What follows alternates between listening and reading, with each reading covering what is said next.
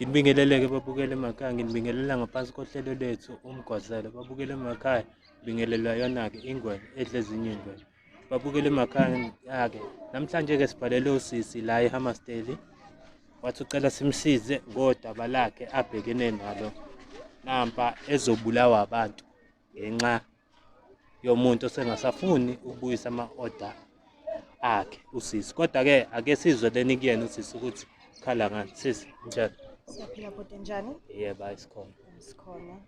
Cela unyuthize nje, ungasabi, ukhululeke. Yebo.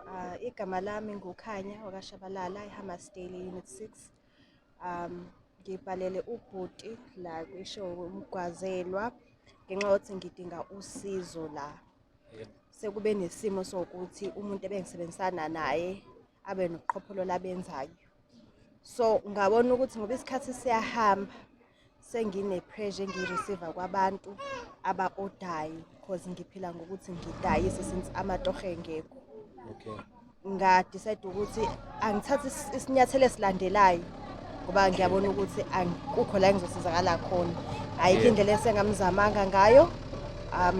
Ngifonelile nga-decide ukwa-block-a ama-calls, ngamsendela ama-text message, ayikho indlela kahle ayikho. And then I decided ukuthi why not ukuthi ngingayku-social media yabo, because ngaqale ngamposta on Facebook, ngase ngathola ukuthi kahle umuntu vele who's on the run khona nabanye abantu abaqolile akatholakali nakubo.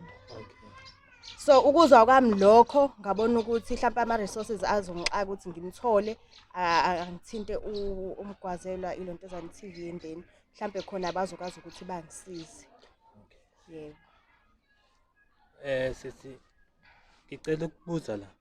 If uma uzosichazela nje kabanzi ukuthi ukuqala ubudlelwano bakho nosisi naqala nini? Nje usihlalele sonke nje istory. Okay, isikhathi sona sesiside, ngasho ukuthi it's from 2023. Okay. Yes, because bengakahlali ngala ekhaya bengisahlala kagogo. So ukuhlangana kwami naye usisi ube umuntu oyirana le mpahla zokugqoka. So if kukhona into umuntu ayi-odile yena uzokwazi ukuthi ahambe ukufunela yona. And then mase wena uyayithola ngaleyo ndlela leyo because kuyenza ukuthi kuba sidayisa kanje uyifune wena into ungayitholi. But khona umuntu omaziyo ukuthi lo they are capable because bona bahlezi bese town. Yabo. So usisi ngisebenze naye from 2023 na last year na. Hayi usengigila manje ke ngoba sengigilekile. Umuntu othi akukho ufuna uku-order ngathi mthetho hayi kule nyanga la yikho ngifuna into efuna uku-order ngoba ku December ethi nama specials. Shothi kahle kahle bengagileka ngoDecember. Ngaze nga-order ngoJanuary. Phakathi nawo uJanuary. Kuwona lo nyaka. Yes, kuwona lo nyaka. Ngoba nezinto engiyi-ordayo lezo zayiqondene nami. Nazo futhi angayidilivanga. Yabo.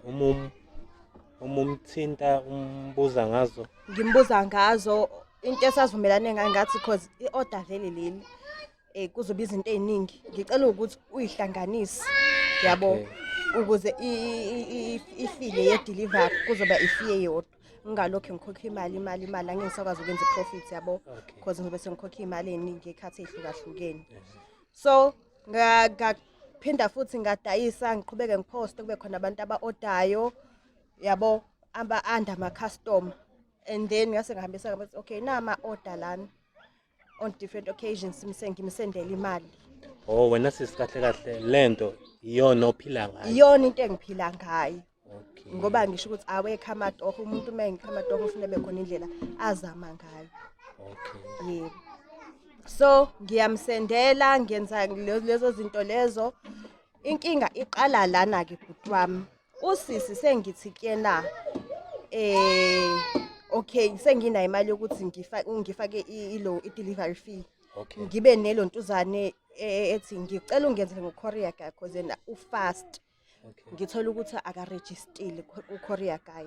I was surprised ukuthi isikhathi eside angake sebenza kanje indaba engayo nayo courier guy. Ngathi alternative yethu akuba uPaxi. kodwa abantu sebelinde kakhulu because kufanele silinde i-waiting period from lezi ezinye iy'ndawo esi-order kuzona siphinde silontuze silinde futhi upheke sithatha isikhathi nawo. Ngithi angizama i-fast delivery ayusisi ngithi hhayi abe ney'khwirikhwiri ngithi yazini uyakwazi phela ukuphathisa iphasela futhi ko-driver yabo. Lokho-ke nje umuntu oyirani uyakwazi ukuthi uyakwazi ukuhamba nemathi ngicela bantu la kanje intombazane izobe ikulindile erenke noma ikephi izothatha iy'mpahla zayo ekanje ngicela ukuthi ngishiye inamba noma ngikunike inamba ngiyona ngiyinike inamba nixhumane. Athi ugeli o-driver banqabile.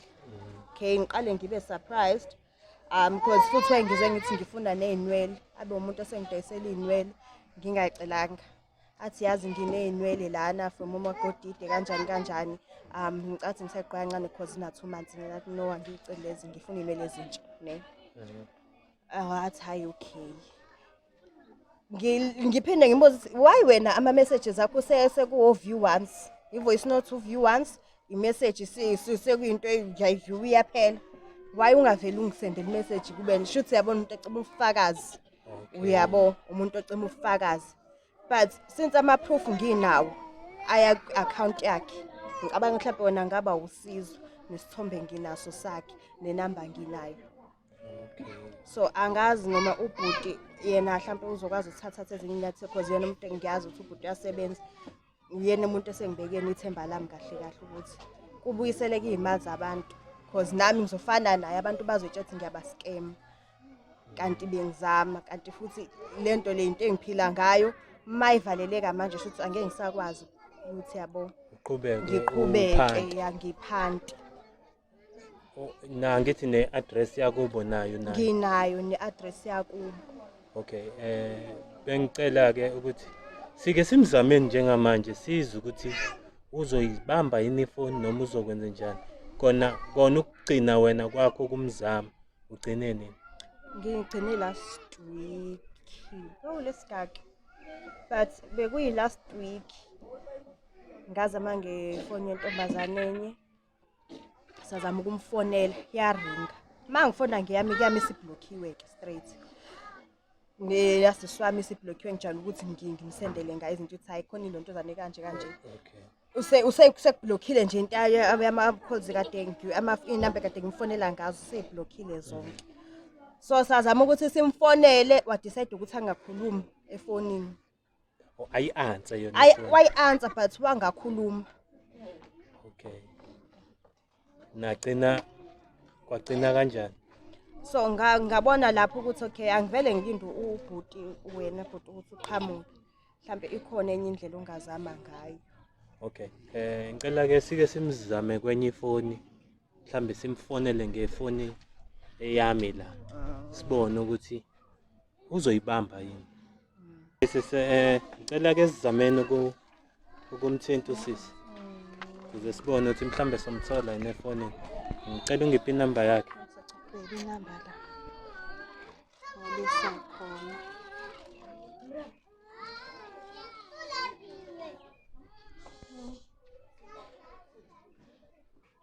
Nayi inamba yakhe. Sithembeke ukuthi mhlambe uzoyibamba. Ethi 08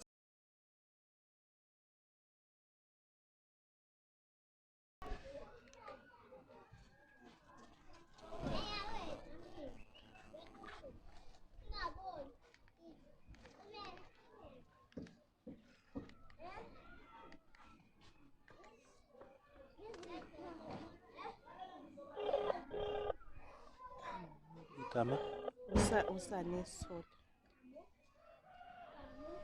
Yebo. Hello. Njani sisi? Yebo njani. Sisi ukhuluma la nomgwazelwa wakuhlelo umgwazelo.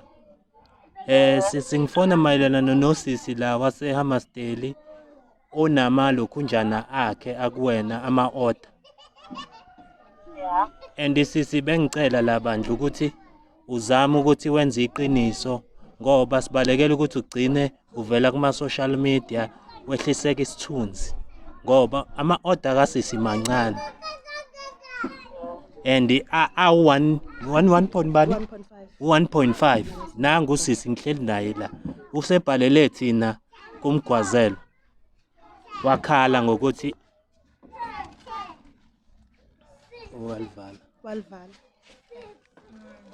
Mina kungiblockile. Walivala. asemphinde futhi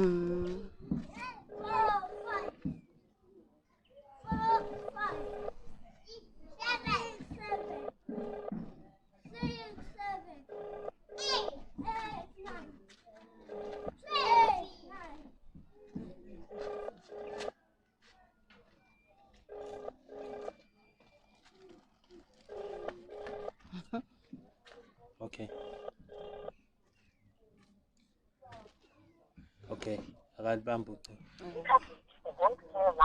voicemail kodwa-ke kuhle ngoba umzwile ulibambile ucingo Ulibambile. and I'm sure ukuthi lokhu njani imessage uyitholile and is part of a warning esimnike yona asivesane sathatha esinye step i-warning engayitholanga kuhle ngoba simfonelile.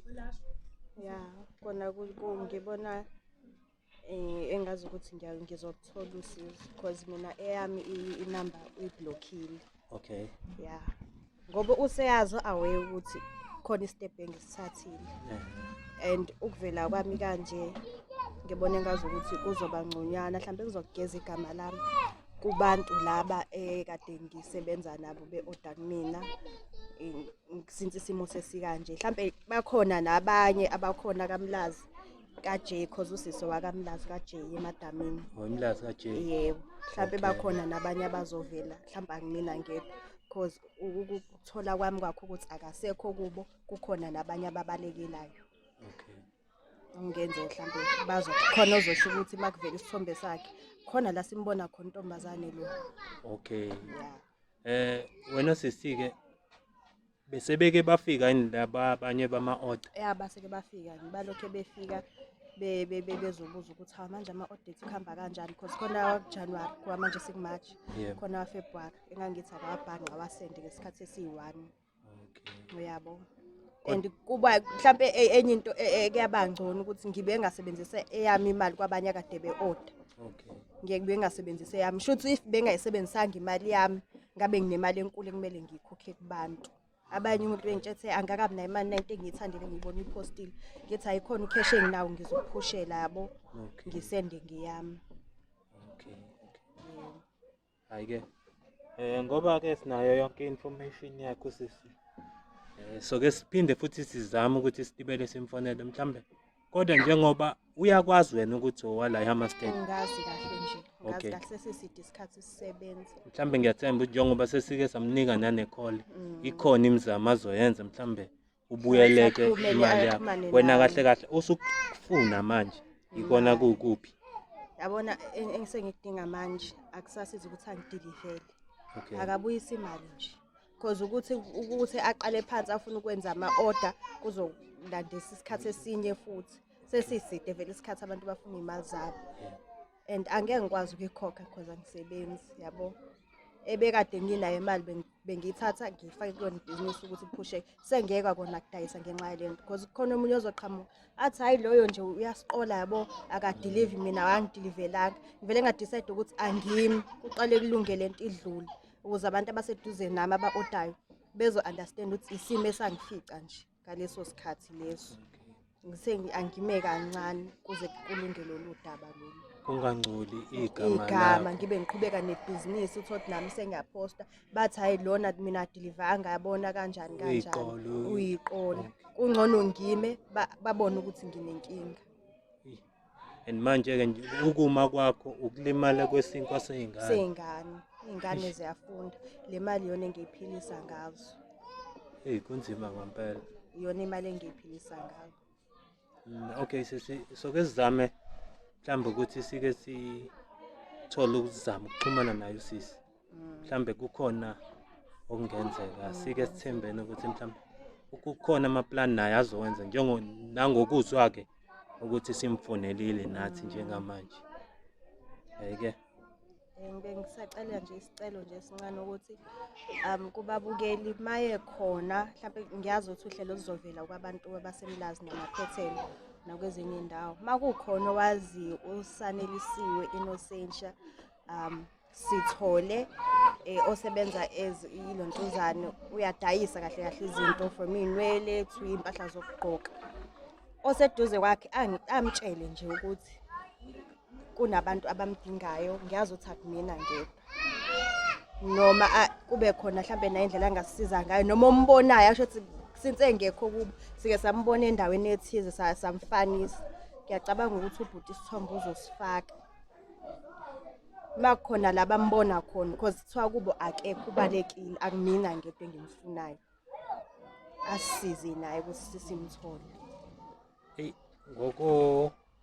ngokwami kwemithetho ebekiwe kuke kungavumeleki ukuthi simveze kodwa yena ngoba igama ngoba sesilidalulile. kuwukuthi udicilela phansi isithunzi sakhe.